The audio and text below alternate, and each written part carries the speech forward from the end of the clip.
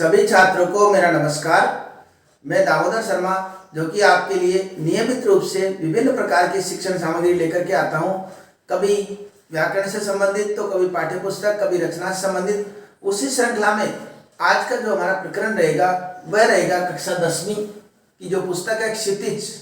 उस क्षितिज पुस्तक का पाठ ईदगाह, जिसके लेखक है मुंशी प्रेमचंद।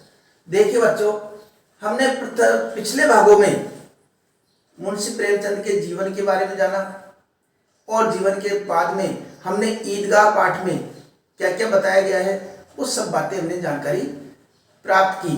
अगर आप उनसे वंचित हो तो हमारे पुराने वीडियो अवश्य देखिए। वैसे आपकी सुविधा के लिए मैं उनका लिंक डिस्क्रिप्शन में दे दूंगा, वहां जाकर के भी आप देख सकते हैं। तो इस पाठ को आज का प्रकरण प्रारंभ करें उसके पूर्व पिछले भागों में हमने जो जानकारी प्राप्त की है उसकी संक्षिप्त जानकारी मैं आपके समक्ष प्रस्तुत कर देता हूं। तो देखिए बच्चों, क्या होता है इसमें कि ईदगाह इसका नाम है और ईदगाह नाम से स्पष्ट है कि ईद के संदर्भ में, ईद के मेले के संदर्भ में पाठ चल रहा है और ये पाठ बाल मनोविज्ञान पर आधारित पाठ है। तो ईद कब आती है? रमजान के 30 रोजों के पश्चात ईद आती है और रमजान के समय सभी व्रत उपवास जो भी है रोजे के हिसाब से वो सब चलता रहता है और ईद में सभी को बड़ा उत्साह रहता है। बच्चे हो, बूढ़े हो, बुजुर्ग हो, जवान हो, सबको ईद के मेले में जाने का बहुत उत्साह रहता है और इसके लिए वह पूर्व में ही तैयारी करना प्रारंभ कर देते हैं।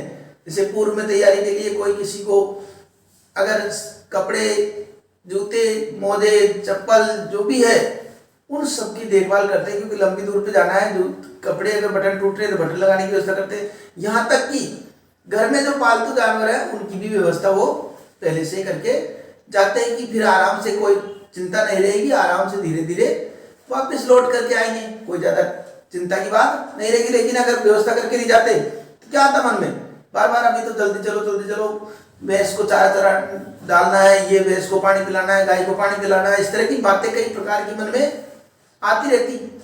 लेकिन इस तरह की व्यवस्था वो पहले से करके जाते हैं। अब इस पाठ का जो मुख्य पात्र आता है हामिद, इस पाठ का जो मुख्य पात्र है वो हामिद है। हामिद के चरित्र का इसमें विशेष रूप से चित्रण किया गया।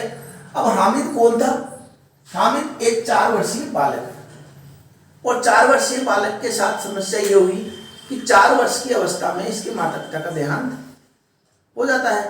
माता पिता के देहांत के बाद में इसके लालन पालन और पोषण इसकी जो बूढ़ी दादी अमीना है वह इसका लालन पालन करती है।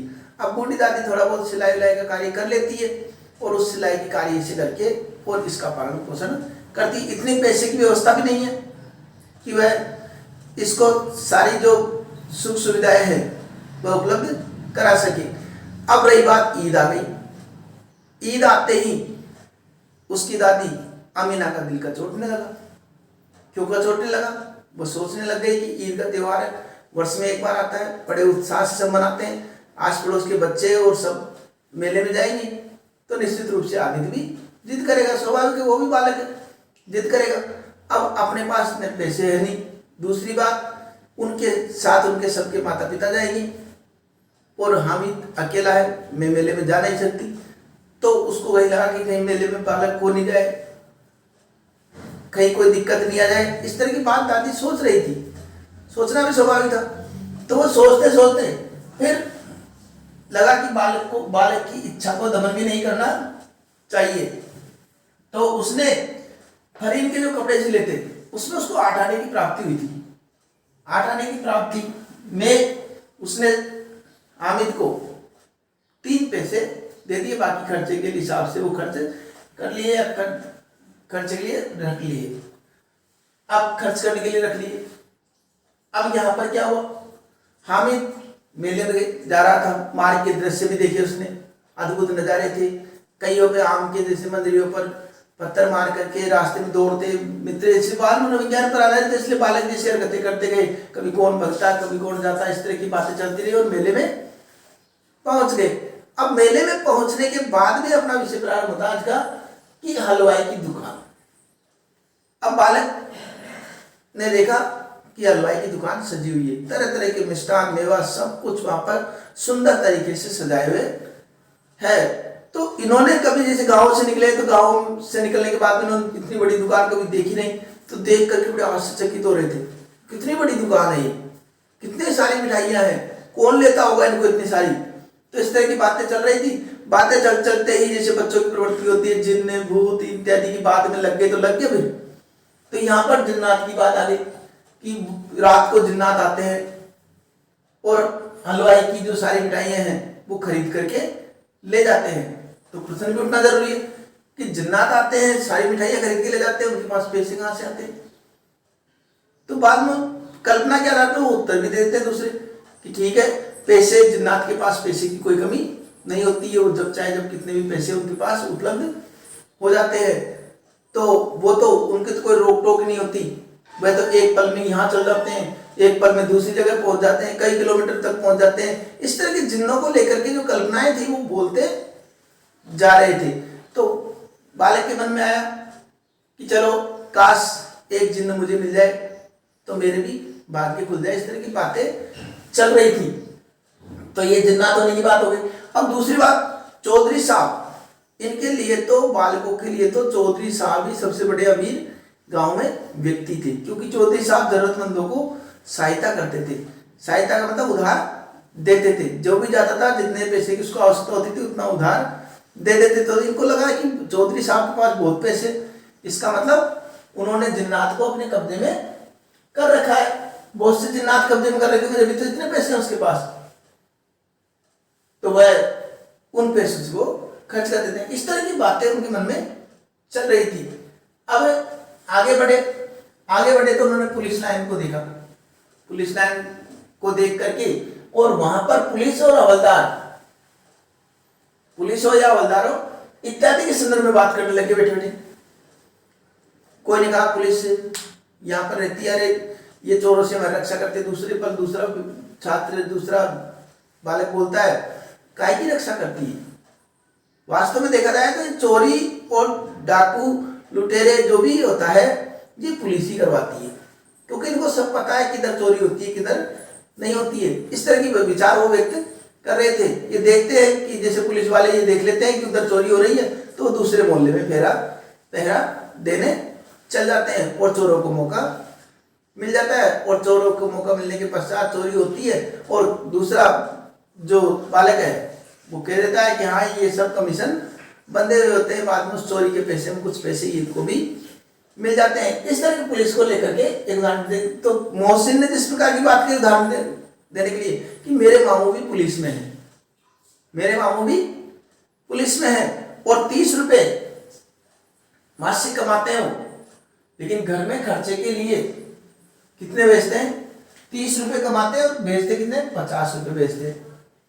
अब जब महीने की तनख्वाह 30 रुपए तो 50 रुपए कैसे भेजे, इसका मतलब कहीं कहीं बेईमानी के वो पैसे है। लेकिन दूसरे पर मोहसिन कहता है लेकिन एक बात और है, हराम का माल हमेशा हराम में ही जाता है, अर्थात बेईमानी का पैसा बेईमानी में ही जाता है। वो देता है उदाहरण कि एक बार मामू के घर में आग लग गई थी।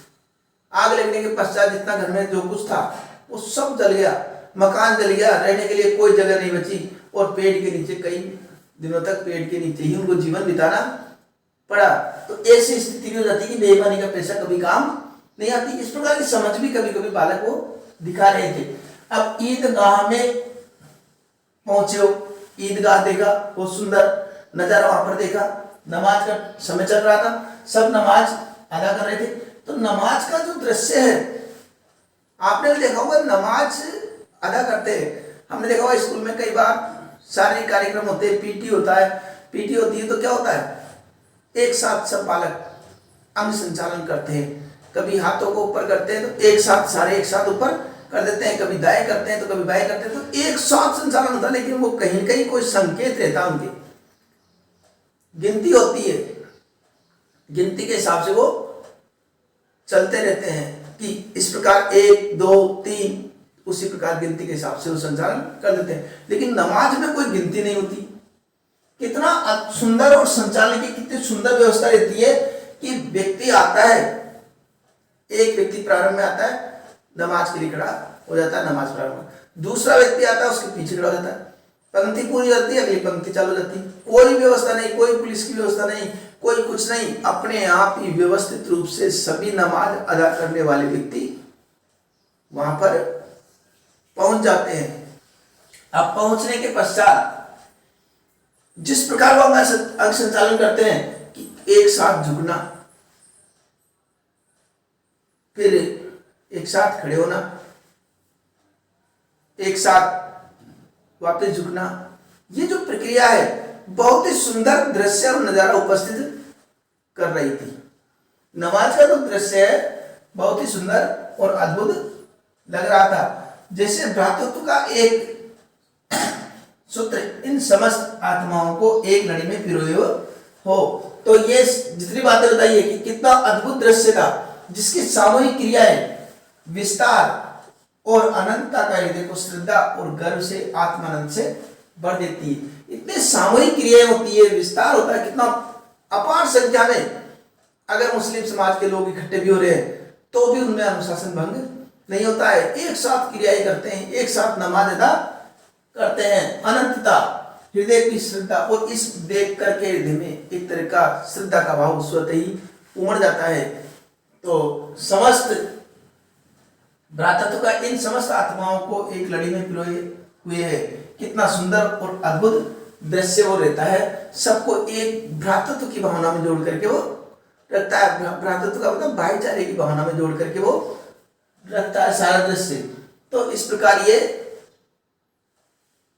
पाठ, अब इससे जो प्रश्न बनेंगे वो मैं डिस्क्रिप्शन में देता हूं, वहां जाकर के आप उसका अध्ययन कर सकते हैं, उनके उत्तरों को देने का प्रयास करते हैं, और उनका उत्तर जो भी है वो मेरे द्वारा यहाँ पर बताया हुआ रहता है, इसलिए उन उत्तरों को भी देने का प्रयास कीजिए। अब रही बात इसकी व्याख्या की, तो व्याख्या हम किस प्रकार करेंगे, पहले लिखेंगे प्रसंग, प्रस्तुत, गद्यांश। अब ये गद्यांश हो गया। गद्यांश हमारी पाठ्य पुस्तक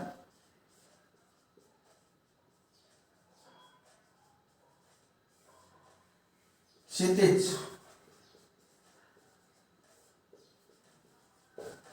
के अंतर्गत महान उपन्यासकार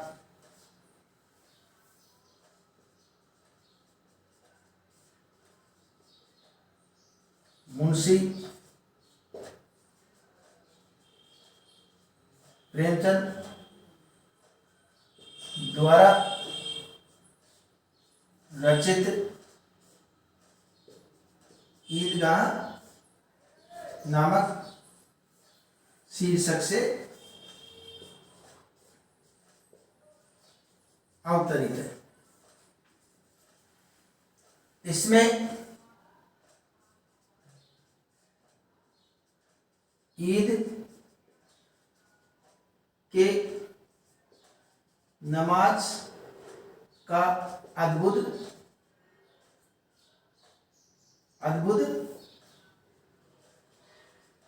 दृश्य का वर्णन किया गया है।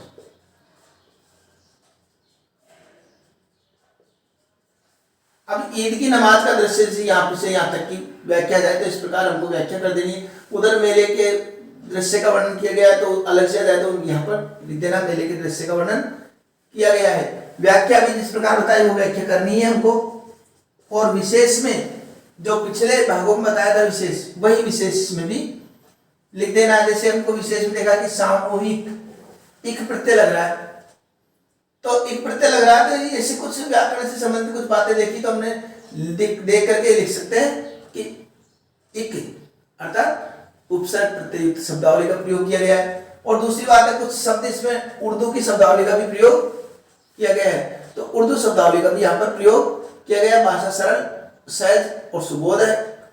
ये बातें हम विशेष में लिख देंगे।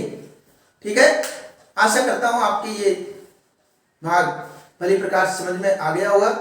फिर भी कोई समस्या है तो कमेंट बॉक्स में लिख करके आप उसका समाधान प्राप्त कर सकते हैं। अगले भाग में आपसे पुनः मुलाकात होगी। तब तक के लिए धन्यवाद।